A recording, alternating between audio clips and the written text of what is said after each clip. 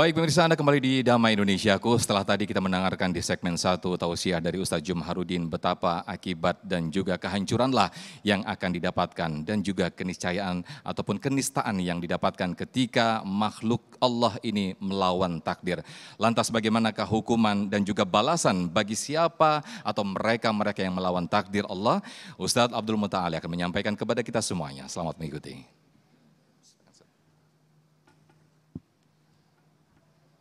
Assalamualaikum warahmatullahi wabarakatuh.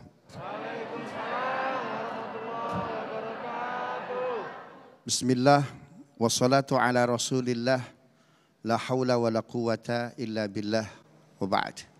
Para guru, para alim ulama, ibu bapak jamaah Masjid Baitul Hidayah Bekasi Utara yang dimuliakan Allah dan seluruh pemirsa Damai Indonesiaku TV One dimanapun berada, dan khususnya Kiai Jumharudin, host kita yang luar biasa Pak Sofyan.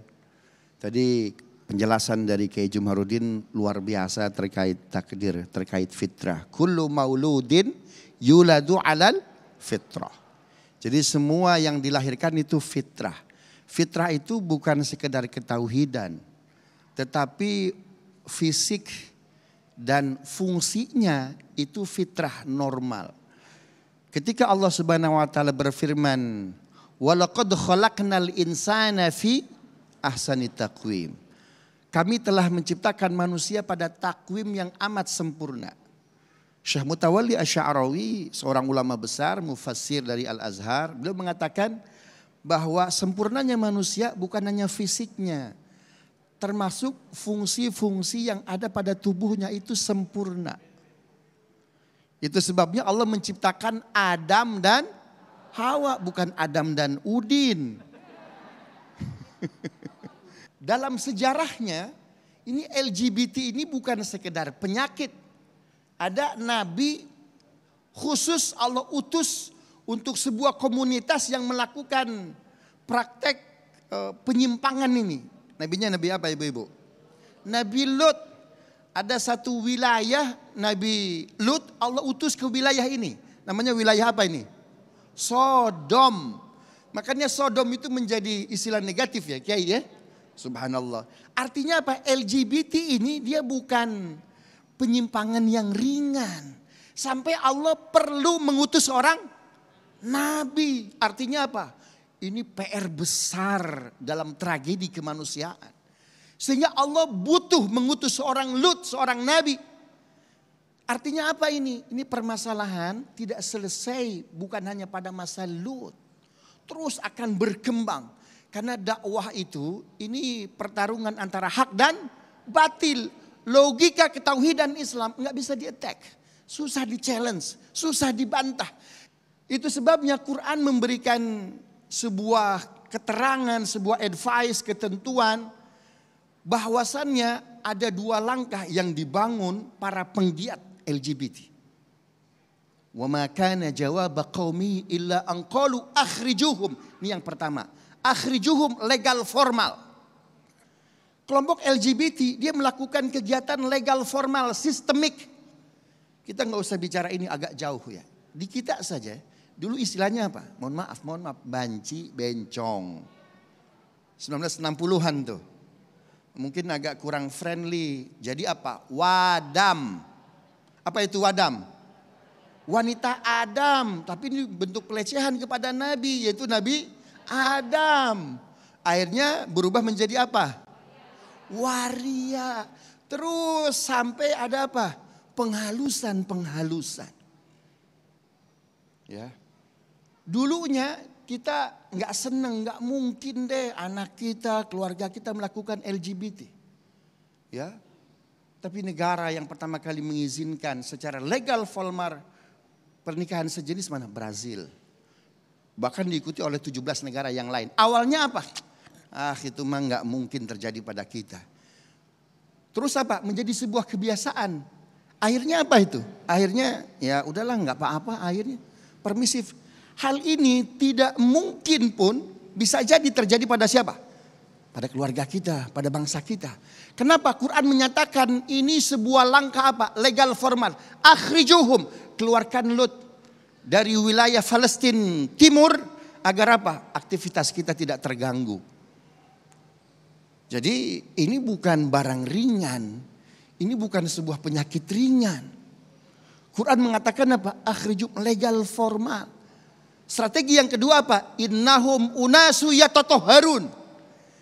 Langkah kedua yang dibangun oleh para penggiat ini apa? Innahum unasu yatatoharun.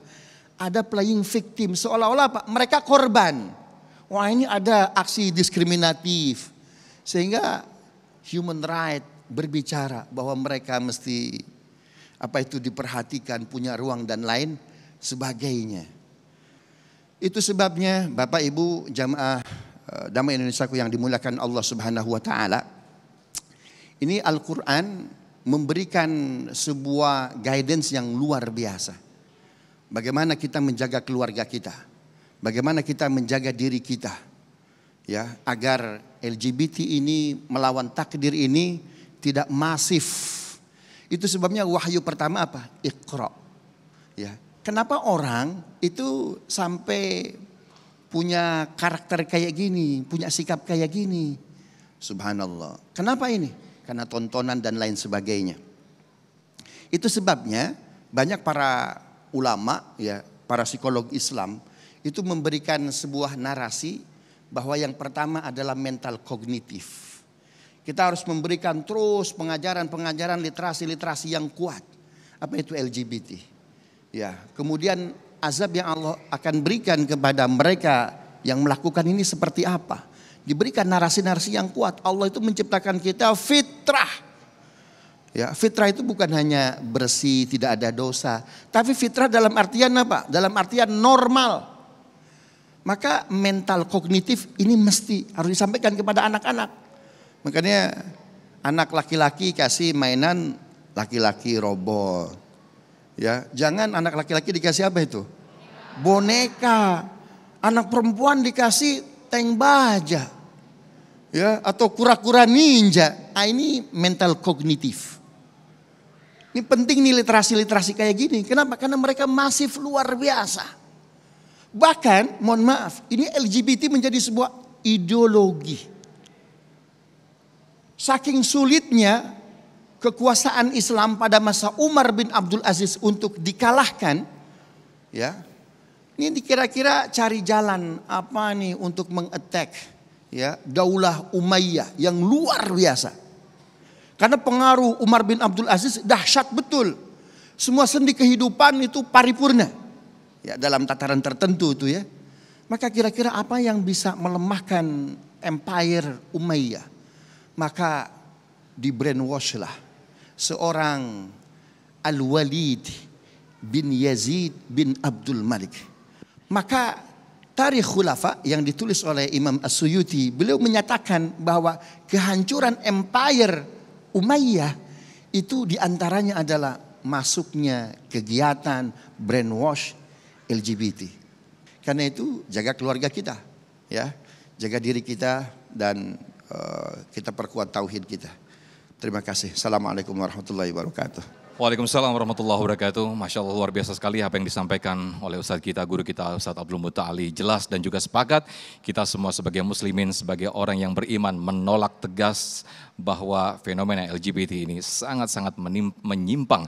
Bahkan Allah menurunkan khusus nabinya, Nabi Lut, untuk memberantas ini semuanya. Lantas bagaimanakah kita menerima atau mengalami atau melawan fenomena-fenomena seperti ini? Termasuk juga pertanyaan-pertanyaan yang mungkin ada di benak kita, yang mungkin ada di sekitar kita dengan pernyataan-pernyataan saya mungkin sudah seperti ini. Lalu bagaimanakah? Apakah ini saya bagian daripada menerima takdir?